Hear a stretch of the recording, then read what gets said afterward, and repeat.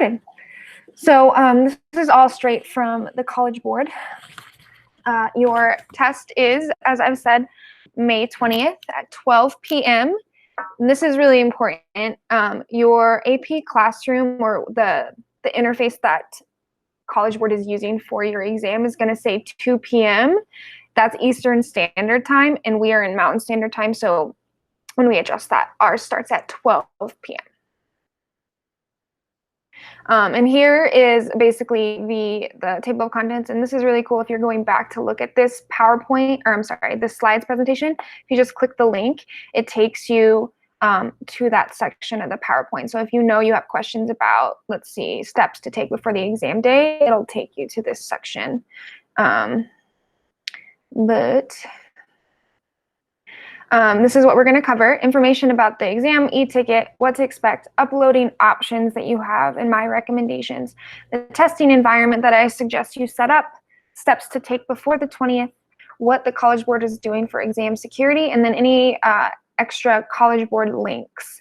And you know, obviously, too, that on Schoology, I have all of those links up here, and then some other links are posted on our updates, so keep that in mind. All right, so your e-ticket is going to look like this. This is like a sample one for AP Bio, and you'll get it via email 2 days before the test, so you'll get it on Monday the 18th. And it can also be accessed here. If you can't find your email, always check the spam folder or the junk folder. But either way, it'll be attached to your account on College Board. So even if you don't get an email, if you access your account, you'll be able to get in to have access to your AP ticket, and it'll have your AP ID, which is 8 digits. You already have that. It's available to you on your College Board account. Do not share this with anyone. Your test will be invalidated. Even if you nailed it, it'll be invalidated. So don't do it. There's no reason to share it. It's not going to benefit you in any way. What to expect, and this is huge. Log in 30 minutes before the test begins. So that means at 11:30, all of you should be logging in order to answer questions and verify your identity so that you can take the test, okay? And that includes, you know, entering your AP ID, among other things, and we'll go through a demo as well so you can see that. You can only use these 4 browsers. You cannot use Internet Explorer. It will not work. Big surprise, Internet Explorer doesn't work for much. I suggest Chrome. Always Chrome. Chrome, everything works on Chrome, so go for that. You are only allowed 2 open tabs. So 1 tab for, let's say, your Google Doc, and then 1 tab where the exam is. And once you're logged in on the tab where your exam is, do not hit refresh and do not go back. That is super important. And that's going to be the thing that I think potentially trips people up, okay? The timer will be displayed on the prompt page, and it'll look like this. Okay, so time left to submit work, 18 minutes. Time left to submit work, 4:59. So it'll turn red when it is time to submit. So you got 45 minutes to write and then 5 minutes to submit, which is barely enough time. So some of us are super tech savvy. 5 minutes is sufficient. Some of us are going to be a little frazzled, and we're going to need to use the entirety of that 5 minutes to get it uploaded. So make sure that you do not go over that 45 minutes. I would suggest that you adjust the screen to be side by side. So you see here in this example, there's a Word document on one side, and then the internet browser open on this one. And so that's the easiest way, so you can kind of easily see both screens, the passage, and then what you're writing. Okay.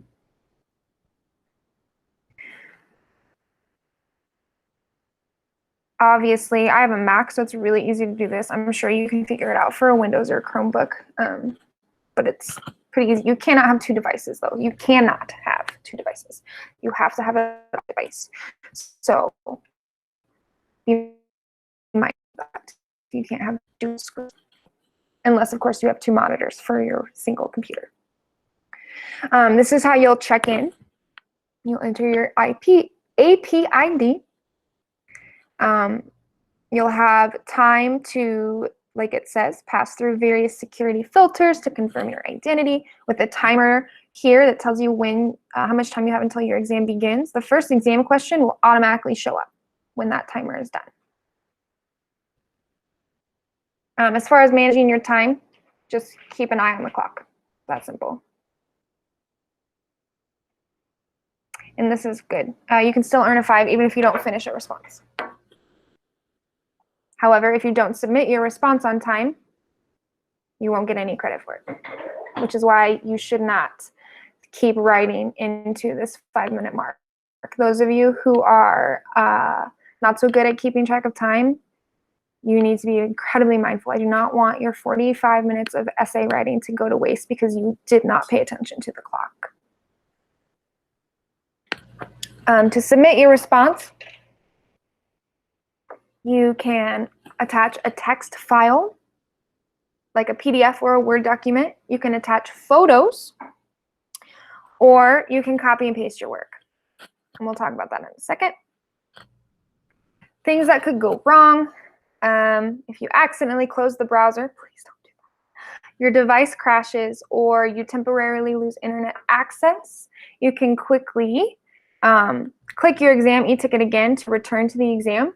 Okay, so that's not considered like a cancellation of your exam. However, if there are other issues, like for example, you cannot get back into your exam at all, like total error on your internet or your computer or your device, there's going to be a way for you to request a makeup, and we'll cross that bridge when we get there. Okay. So the upload options: copy, paste, attach text file, or attach photos. Okay. You have to hit submit by the end of the timer once you've uploaded. My recommendation: it is the most foolproof. Type it up in a separate doc, Google Doc, or Microsoft Word, and then copy and paste it into the submission box. You can also attach a PDF, a docx, or a TXT file, or you can attach photos, up to 5. But the test must be open on a tablet, smartphone for that option. So if you're using a computer, these are your 2. Okay. This is straight from Trevor Packer, who kind of like, he's like the head honcho of the College Board. So when you are uploading, if you choose to upload a PDF, just know that it falls under the document submission form, not a photo. Because it is a document file, not a photo file. Okay, either is fine. You can take a photo, submit it, or submit a PDF, but it's kind of a cluster. So I suggest that you type it up in a Google Doc and then copy and paste your essay into the submission form. It's just foolproof. It's just easier. At the top of your submission, please include your AP ID and your initials. Okay. So it's an 8-digit AP ID and then your initials right underneath it. Copy and paste that into the submission form. You're good to go. And as far as the testing environment, try to limit distractions and emulate a testing atmosphere as much as you can. That's only going to help you. So find a quiet space to test. Let your family know that you are taking an exam so that your siblings are not bothering you, that your mom is not asking you to do chores in the middle of your exam. Okay, make sure that they respect the time that you're putting into this exam. Remove any distractions. I suggest putting your phone on Do Not Disturb. There's no reason you should be on your phone during this exam at all. No reason. The exam is not Googleable.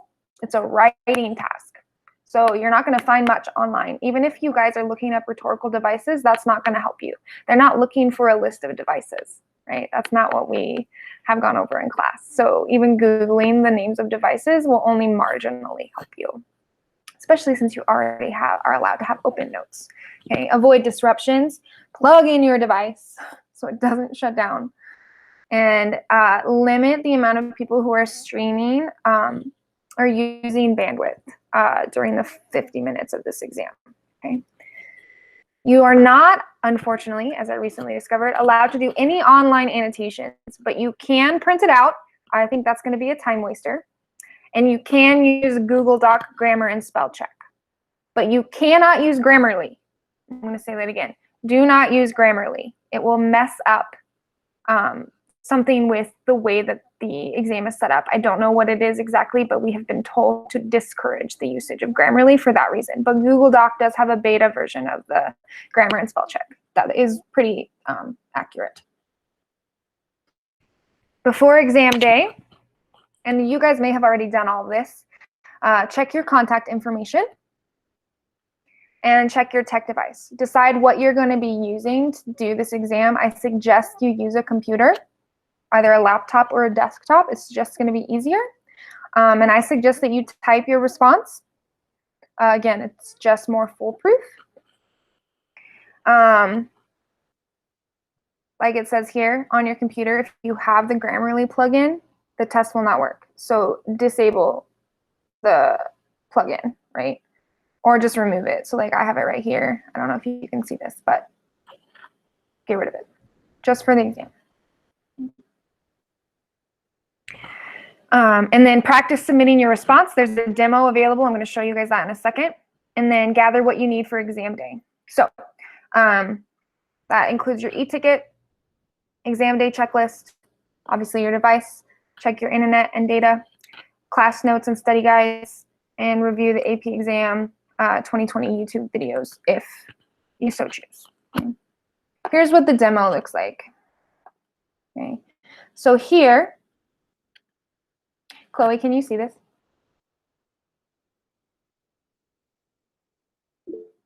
Excellent. Okay, you would put in your character, your 8-character AP ID, but for the sake of practice, they just have practice as the ID. This will show up. Welcome to your AP 2020 exam demo. You're going to enter personal information, review ways to submit your response, read exam demo question 1 and question 2, blah, blah, blah. Okay, this is just a demo. So obviously your question will be the FRQ, rhetorical analysis. So here we just type in your name and your information. Notice I still have 4 minutes to do this. And we type it in again. Mine autofills. I'm testing from home and I accept. Like, let's say I write like the best essay I've ever written. Oh, I might end up having an exemplar used. I don't know. And then you have to agree to the terms and conditions. All right. Oh, it says I was born in 2021. That's not it. Continue. And then it says your exam will begin soon. I have 3.5 minutes to go. This is just a review of how to submit your responses. You can see, like, I type really fast. And so I still only have 3.5 minutes left. So I would suggest that you already know exactly how you're going to submit it beforehand. So you can use this like remaining 3 minutes to like center yourself and make sure everything else is set up. So if you attach a text file, include your AP ID and your initials at the top of the page. As I've already said, 1 text file per exam question. So obviously all your essays on 1 document. Okay. And these are the accepted file formats. Okay. And then again here. If you use a Google Doc and you don't want to copy and paste it, you can just download it as like a PDF.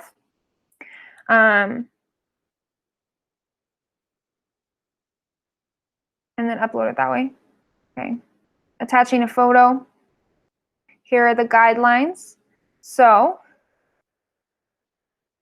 as you can tell, this one is considerably more complicated. Okay, so if you are doing a photo, this isn't really, it's just, I just don't recommend it for the Lang exam. For some exams, this is required, but you use white lined or unlined paper, 8.5 by 11 inches, a pen or a number 2 pencil, well-lit space, write legibly. Those of you who have not so legible handwriting, do not do this option, okay? And they should look generally like this, okay? And again, include your AP ID and your initials, and then number the pages. A lot of extra work, okay? And then copy and paste, easy peasy, okay? Again, include your AP ID and your initials at the top, right? You are not able to type in your responses into the text box, which is why you copy and paste it from another document. And you are also not able to copy and paste from the passage itself, but you do not have to include line numbers, so that is a benefit, okay? If I wanted to, I could hide the timer, okay? And then we just wait for the minute that's left so we can see what the exam form looks like, okay?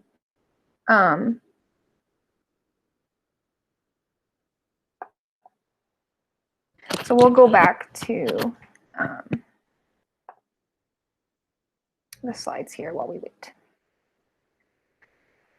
Exam security, you've probably heard rumors about this, but there is apparently, and College Board has a lot of money, so I believe them. They've created sophisticated security managers to minimize cheating, okay? Just don't do it. It is really not worth your integrity. And they probably will catch you. Like, if I catch some of you, like, they're gonna catch you. And keep in mind also, they send us your essay. So if I see it and I'm like, this is not what my student wrote, I will 100% hold you accountable, which sucks because that affects like what my scores end up being, right? So I say my scores, the scores that are attributed to my class, right? So don't do it, okay? Don't let it don't let this one exam cheapen your integrity. And it also doesn't serve you well. It doesn't set you up for success. It doesn't establish a strong moral ground. It's just not worth it. Also, you don't want to get your AP exams canceled. And it might not just be the Lang exam. They might cancel all of them. They take academic honesty very seriously, okay? Here's like the exam day timeline, okay? And then we'll pause here and see if the demo is set. All right, start working on exam question 1 now. This will pop up as soon as the minute is over. Obviously, time has already gone down. The question will display here. And this is walking you through, if you wanted to do this demo on your own, you could walk through a demo response and see how it goes. And if you look down here underneath the timer, oh, sorry, I just realized you couldn't see the screen. So this is what, yeah, I got you, Chloe. This is what you will see once the exam begins, sorry. Timer, you can review submission guidelines if you need to. Your passage will be here. You'll have another tab on the side where you're typing your document, and then you can either paste your response or attach your response. So if you hit attach response, we've got a text file or photos, okay? And then you browse for a file, okay, and you attach it, okay? If I would like to, notice I clicked the back to question link. I did not hit the browser. I can also paste. Okay, so let's say that's my essay, okay? Oh, looky, it's a Pressy, okay? That's the one I want. I would submit it. If I messed up and I needed to redo it because I realized, oh my gosh, I forgot my AP ID and I can't type it in this document. So you go back, copy and paste with your AP ID and your initials, and then you submit. Okay? You will not be able to return, blah, blah, blah. You must hit submit again. And then you should see confirmation that it is complete, okay? You guys only have 1 FRQ, so there is not a question 2, all right? And that's the demo. All right. As far as tips for exam day, I talked about this a little bit already as far as room setup and environment, but clean your room, get any handouts printed out and ready to go. Pick a comfortable chair, have good lighting. If you have glasses, please wear them. And maybe place like some sort of do not disturb sign on your door, or remember, hey, like leave me alone. This says 1 to 2. Obviously, it's supposed to say 12 to 1 for you guys. I'll fix that. I don't know why I put 1 to 2. just make sure that you respect the fact that you're taking an exam that can give you college credit. So they leave you alone, okay? It's 50 minutes total, as I've said, 45 minutes of exam time, and here's how I suggest you break that down. 8 to 10 minutes reading the prompt, annotating or taking notes on a separate page or whatever, and planning. 30 to 32 minutes typing and writing your essay, and then 3 to 5 minutes rereading, revising, editing, finalizing. They do see this as a rough draft, right? But if you have time and can allot time for that, you might as well take an opportunity to spend a couple minutes at least looking through what you've written. And then 5 minutes to upload. Do not wait until the last minute. Do not go over into this remaining 5 minutes to upload, because you want to make sure that you have plenty of time in case something goes wrong. Okay. Text setup, I've already mentioned this, but it bears repeating. Disable Grammarly. It interferes with AP testing software. I don't know why, but that's been the troubleshooting that's happened. That's what they've discovered. Chrome for everything. But if you must, Firefox, Safari, or Edge, but not Internet Explorer, it really doesn't work. Ensure a strong Wi-Fi connection. I don't really think you need to clean up desktop files so much, because that's not really relevant to you guys probably. Close all the other applications on your laptop, so that only thing that's running are the required applications. If you have a printer, make sure it works now. If you're planning on using it, don't wait till exam day, because printers sense fear and they sense exigency. So make sure that you don't give it an opportunity to crap out on you. And again, two windows open. Your weapon is your mind. And then obviously keep your laptop and Chromebook plugged in. No need to risk battery deaths. That's the browser. And then this is just a refresher of the anatomy of the Q2 prompt. Okay, the top paragraph is everything that you should know about the rhetorical situation in order to write a solid analysis, right? This gives us information on the speaker, occasion, audience, purpose, exigence, subject, and sometimes we get a little bit about tone. Purpose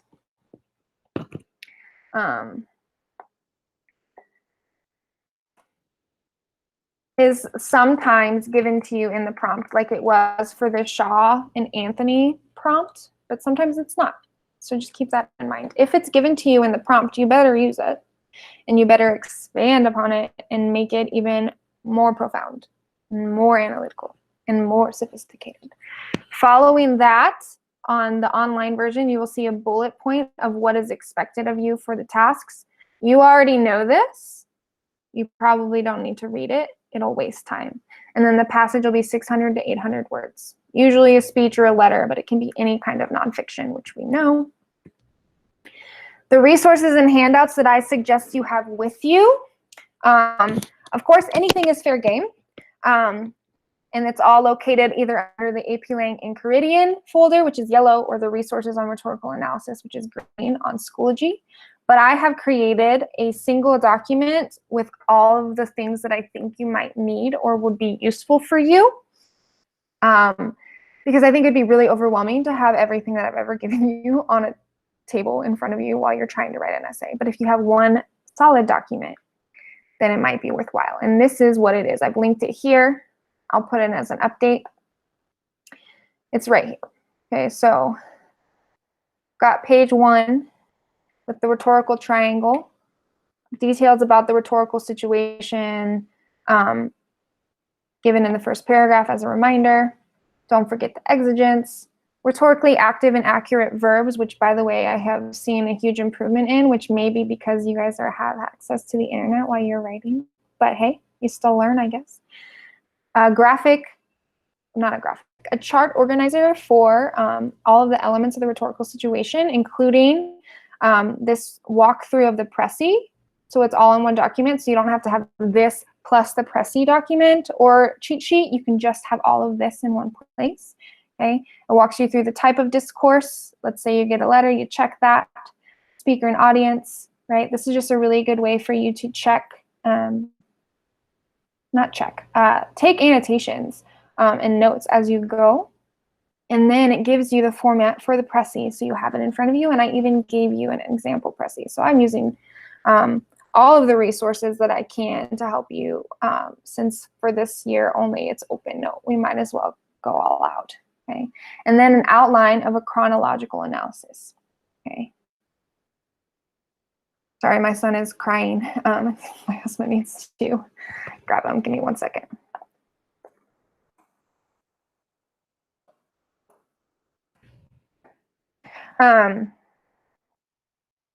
Yep. I mean, literally everything, like down to an outline here, including authorial choices, like what choices does the writer make? Seriously, like I'm giving you so much here, okay? And notes you can take here, all right? You can, I mean, print this document off, because otherwise, since you can't have more than 2 tabs open, I have to fix this, print this off, because you can't have this open in addition to the place that you're typing your response. But print it off and use it to take notes. I think this will be a really helpful document for you, I hope, okay? So when all else fails, this is the one handout you should have with you. Okay, you can have any other handouts you want. Like if you want that syntax as rhetoric packet because you just want to have it there just in case, great. If you want to have that important terms for success and AP Lang thing I gave you when I came back from leave, have that out if you like. But remember, you don't need to list devices. If you're pointing out strategies and you can't remember what the device is called, you're still doing your job as a rhetorical analysis person, whatever, okay? And then always, always, always remember what rhetorical analysis is about, what the purpose of the passage is, how that purpose is achieved, and how the choices that the author or speaker is making support the purpose in light of the specific rhetorical situation. So I think the biggest error I see, or the biggest struggle, I think, for most of us is connecting the purpose with the how and with the rhetorical situation and being aware of how that rhetorical situation is relevant to the purpose, okay? Do not worry about citing line or paragraph numbers. It's way too hard to do digitally anyway, and it turns out it's no longer required for the exam, even if it weren't an online exam. So especially this year, don't waste time trying to get the line numbers just right. And then here are links to help you kind of get ready. They are very similar to the links that I have on Schoology as well. All right. So that is it as far as what to expect for the exam. I am going to stop recording and take questions if you have.